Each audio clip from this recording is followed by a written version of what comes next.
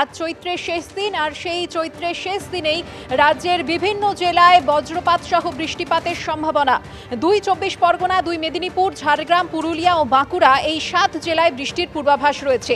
বৃষ্টির সঙ্গে বইতে পারে সঙ্গে ঝোড়ো হাওয়া। পশ্চিমাঞ্চলে জেলাগুলিতে শিলাবৃষ্টির সম্ভাবনা রয়েছে।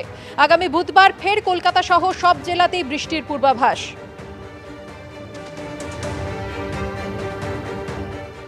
কলকাতায় ফের বাস দুর্ঘটনা। এবার পার্ক স্ট্রিটে ফুটপাতের ওপর উঠে পড়ল চলন্ত বাস। হাওড়া থেকে আসা সরকারি বাস দুর্ঘটনাগ্রস্ত। ছবি আপনারা দেখতে পাচ্ছেন, সেই ভয়াবহ চেহারা। সরাসরি নিয়ে যাব পার্থপ্রতিম ঘোষ রয়েছেন আমাদের সঙ্গে। পার্থ,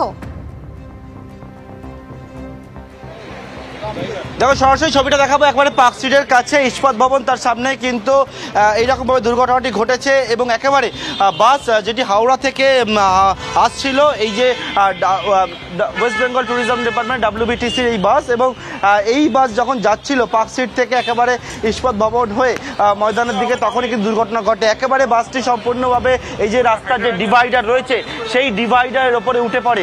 বাসে বেশ কয়েকজন যাত্রী ছিল, তারা আহত হয়েছেন। তবে কীভাবে এই ঘটনাটি ঘটলো সেই বিষয়ে দেখা হচ্ছে। এখনো পর্যন্ত যেটা অনুমান করা হচ্ছে, বাসের যান্ত্রিক ত্রুটি, তার জন্য এই ঘটনাটা ঘটে থাকতে পারে। এই যে বাসের একটি রড দেখতে পাওয়া যাচ্ছে যেটা ব্যালেন্সের কাজ করে, এই রডটি ভেঙে যায় কোনো রকমে এবং তখন বাসটি একেবারে ডান দিকে চাপতে শুরু করে এবং সেই সময় বাসের চালক তিনি একেবারে এই যে ডিভাইডার, সেই ডিভাইডারের মধ্যে বাসটি উঠে যায়। ডিভাইডারের যে অংশ একেবারে রেলিং সবটা ভেঙে গিয়েছে এবং বাসের মধ্যে কয়েকজন অনেকেই যাত্রী ছিল, তারা আহত হয়েছে, তাদেরকে হাসপাতালে নিয়ে যাওয়া হয়েছে। তার মধ্যে একজনের চোট গুরুতর বলে জানা যাচ্ছে।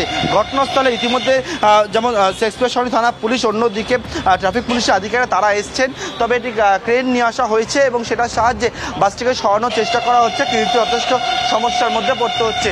অন্যদিকে একেবারে আজকে ছুটির দিন হলো, যেহেতু এটা অত্যন্ত একেবারে বিজি রোড এবং সেই কারণে এই দুর্ঘটনার জন্য যান চলাচলের ওপরেও কিছুটা প্রভাব পড়ছে এবং এখানে বেশ কয়েকটি যেমন দেখতে পাচ্ছি ক্রেন নিয়ে আসা হয়েছে এবং গাড়ির যে গতি সেই গতি এখানে ধীর হচ্ছে এবং শুধুমাত্র একটা জায়গায় না, এরকম একের পর এক যে রেলিংগুলো ছিল যেটা সেই সমস্ত রেলিং সম্পূর্ণভাবে ভেঙে গেছে। বাসটি একেবারে ডিভাইডারের ওপরে উঠে পড়েছে। বাসে প্রায় 20-25 জন যাত্রী ছিল বলে জানা যাচ্ছে, তার মধ্যে বেশ কয়েকজন আহত হয়েছে, একজনের চোট গুরুতর হয়, তাকে হাসপাতালে পাঠানো হয়েছে। তবে এই রকম ঘটনা ঘটায় স্বাভাবিকভাবে সকালবেলা কিছুক্ষণ আগে যথেষ্ট চাঞ্চল্য ছড়িয়েছে। ইতিমধ্যে বাসটি দেখতে পাচ্ছ একটা অংশ রাস্তার মধ্যে রয়েছে, অপর দিকের অংশ সেটা ডিভাইডারে উঠে রয়েছে এবং বাসটিকে নামানোর চেষ্টা করা হচ্ছে। তবে এখানে যেটা প্রশ্নটা সেটা হচ্ছে মেনটেনেন্স কেন ঠিকঠাক হয়, কারণ একটা বাস যখন চলছিল তার যান্ত্রিক ত্রুটি হলো, যাত্রী নিয়ে যাচ্ছে সরকারি বাস, কিন্তু তার এইরকমভাবে যে রড সেই রড ভেঙে একেবারে নিচে পড়ে যাচ্ছে, তাহলে তার মেনটেনেন্স কেন ঠিক মতো হয় এই বিষয়টা নিয়েও কিন্তু একটা প্রশ্ন উঠছে। বাসটিকে সরানোর চেষ্টা করা হচ্ছে। বাসের চালক ও যারা রয়েছে তাদেরকে পুলিশ ইতিমধ্যে জিজ্ঞাসাবাদ করছে। তবে যারা আহত হয়েছে তাদেরকে হাসপাতালে পাঠানো হয়েছে চিকিৎসার জন্য। পার্থ, এখানেই জানতে চাইবো, একদিকে বাসের মেনটেনেন্স যথাযথভাবে হয় কিনা, টায়ার পুরনো কিনা সেই প্রশ্ন যেমন থাকবে, তার পাশাপাশি বাসটি কি যথাযথ গতিবেগে চলছিল নাকি মাত্রাতিরিক্ত গতিতে চলছিল? দেখো সেই বিষয়টা পরবর্তীকালে গোটাটা দেখা হবে। তবে এখনো পর্যন্ত যেটা মনে করা হচ্ছে গতি বেশি ছিল এবং গতি যখন বেশি ছিল তার মধ্যে এই যে রড, ট্রেনের টাই রড বলা হয়, যে রডটি এখন সম্পূর্ণ ভেঙে যায়। এখান থেকেই যারা ইতিমধ্যে এসছেন তদন্তকারী, তারা যেটা মনে করছেন যে এটা ভেঙে যাওয়ার দরুন যেটা হয় সেটি হচ্ছে যে এখান থেকে বাসটি সম্পূর্ণ ডান দিকে চাপতে শুরু করে এবং গতি যতটা বেশি ছিল তখনই কিন্তু একেবারে ডিভাইডার রয়েছে সেই ডিভাইডার ভেঙে দেয় এবং রাস্তার মাঝখানে যে ডিভাইডারের ছবিটা আরও দেখাবো, সেই ডিভাইডার ভেঙে গেছে, ভেঙে গিয়ে সেখান থেকে বাসটা ডিভাইডারের ওপরে উঠে পড়েছে। ক্রেন নিয়ে আসা হয়েছে এবং ক্রেনের সাহায্যে বাসটিকে সরানোর চেষ্টা করা হচ্ছে, কিন্তু সরাতে গিয়ে যথেষ্ট সমস্যার মধ্যে পড়তে হচ্ছে, কারণ যেরকমভাবে পরিস্থিতি হয়ে রয়েছে, যে অবস্থায় বাসটি বর্তমানে রয়েছে। তবে এখনও পর্যন্ত পুলিশ কর্মীরা যেটা জানাচ্ছেন বা যেটা তারা বুঝতে পারছেন যে বাসটির যান্ত্রিক এই সমস্যাটা হয়। তবে এই রডটা কীভাবে সম্পূর্ণভাবে ভেঙে পড়লো, কারণ হচ্ছে যদি সম্পূর্ণভাবে মেনটেনেন্স ঠিকঠাক মতো থাকে তাহলে এইরকমভাবে যাত্রী বোঝাই একটি বাস যাত্রী নিয়ে বেরোচ্ছে, ভেঙে পড়ার কথা নয়। আবারও দেখাবো যে সমস্যাটা হচ্ছে সেটি হচ্ছে বাসটিকে নামাতে গিয়ে, ডিভাইডার থেকে নামাতে গিয়ে একটা সমস্যার মধ্যে পড়তে হচ্ছে।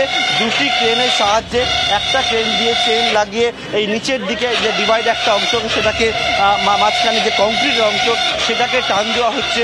অপর দিকে কিন্তু যে বিষয়টা বলছি, বাসটিকে সরানোর চেষ্টা করা হচ্ছে, ডিভাইডার থেকে নামানোর চেষ্টা করা হচ্ছে, কিন্তু সেটা নামাতে গিয়েও সমস্যার মধ্যে পড়তে হচ্ছে। উপস্থিত ট্রাফিক পুলিশের কর্মীরা, আধিকারিকরা তারা এখানে রয়েছে এবং যান নিয়ন্ত্রণ করছেন। আজকে ছুটির দিন হলেও যেহেতু অত্যন্ত ব্যস্ত এলাকা এটি, এবং সেই জায়গায় এমন দুর্ঘটনা ঘটায় স্বাভাবিকভাবে একটা চাঞ্চল্য ছড়ায়। দেখতে পাচ্ছি যথেষ্ট সমস্যা হচ্ছে। এটা হাওড়া থেকে E1 বাস এবং যেটি যাদবপুরের দিকে যাচ্ছিল বলে জানতে পারছি, এবং সেক্ষেত্রে যাত্রীদের নিয়ে আসার সময় এই রকম দুর্ঘটনা সেই ঘটনা ঘটে এবং যাত্রীদের মধ্যে বেশ কয়েকজন তারা আহত হয়েছেন, যার মধ্যে একজনের চোট গুরুতর, ওনাকে হাসপাতালে নিয়ে যাওয়া হয়েছে। কিন্তু একটা রাস্তার মধ্যে যাত্রীরা যখন বাসের মধ্যে ছিলেন তখন এইরকমভাবে দুর্ঘটনা ঘটায় স্বাভাবিকভাবে কিন্তু একটা যে চাঞ্চল্য, আতঙ্ক পরিবেশটাকে নামানোর চেষ্টা করা হচ্ছে, সেটা যাত্রীদের মধ্যে হয়। তবে একেবারে বাসের নিচে যে ডিভাইডারে কংক্রিটের একটা অংশ, সেই অংশ সম্পূর্ণভাবে ঢুকে রয়েছে, সেটাকে একটি ক্রেন দিয়ে সরানো হচ্ছে একদিকে যেমন, পাশাপাশি বাসটিকে কিভাবে ডিভাইডার থেকে নামানো যায় সেই চেষ্টায় কিন্তু করা হচ্ছে। একদম পার্থ, তুমি আমাদের ছবি দেখাতে থাকো। অত্যন্ত মানে চিন্তার একটা পরিস্থিতি তৈরি হয়েছিল। রাস্তা ফাঁকা থাকায় সৌভাগ্যবশত কোনো দুর্ঘটনা ঘটেনি, তবে যে 20-25 জন যাত্রী ছিলেন অতর্কিত এই দুর্ঘটনায় তারা আতঙ্কিত। আহতদের ইতিমধ্যেই চিকিৎসার ব্যবস্থা করা হচ্ছে। কলকাতা পুলিশ অত্যন্ত দ্রুততার সঙ্গে ব্যবস্থা নিচ্ছে। নিয়ন্ত্রণ হারিয়ে একেবারে বাসটি ফুটপাতে উঠে পড়ে। হাওড়া থেকে এদিকে আসছিল বাস এবং E1 যাদবপুরে আসছিল বাস, এবং সেই বাস আচমকাই ডিভাইডার ভেঙে একেবারে উপরে উঠে পড়ে, এবং দেখতে পাচ্ছেন ডিভাইডারের একটা চাঙড় কিন্তু এখনো বাসের তলায় আটকে রয়েছে। ক্রেন ব্যবহার করা হচ্ছে, চাঙড় সরানোর কাজ চলছে। তবে অবশ্যই বাসটা কতটা এই সরকারি বাস সেগুলো কতটা মেনটেন করা হয় সেই প্রশ্ন কিন্তু ইতিমধ্যেই উঠছে। বড়সড় দুর্ঘটনার হাত থেকে রেহাই।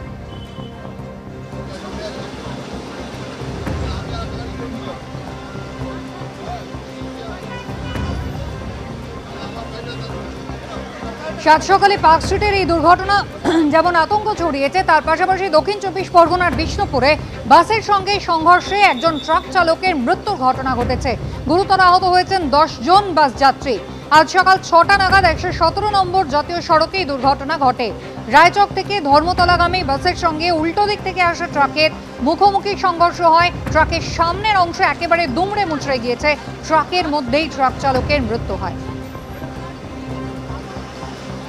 পাশাপাশি দুটি ছবি দেখতে পাচ্ছেন। পার্ক স্ট্রিটে বড়সড় দুর্ঘটনার হাত থেকে রেহাই পাওয়া সম্ভব হয়েছে, কিন্তু বিষ্ণুপুরে একেবারেই ট্রাক চালক ঘটনাস্থলেই তার মৃত্যু হয়েছে। একেবারে মুখোমুখি সংঘর্ষ এবং তাতেই ট্রাকের সামনের অংশ একেবারে দুমড়ে মুচড়ে যায়।